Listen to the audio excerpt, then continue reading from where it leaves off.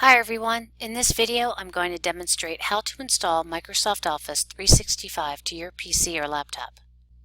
As a student, you are eligible to install Office 365 for free. You will need to use a valid school email address to get started. The first thing you need to do is sign into your Office student email account. Once you are signed into your Outlook email, navigate to the top left corner. Here you will see an icon for the App Launcher. Select this. From the App Launcher window, look to the top left corner. Here you will see a hyperlink to Office 365. Go ahead and select this.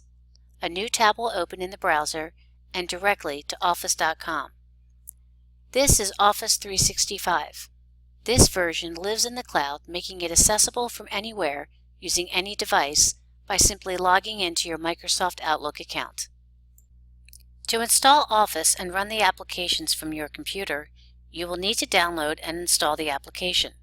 To do this, locate the orange Install Office button. From the drop-down options, select the first choice. This automatically initiates the download process. When prompted, save the file. I like to save files to my desktop.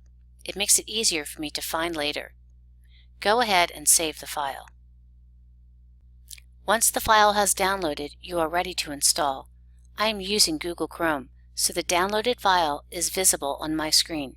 Single-click the file to initiate the installation.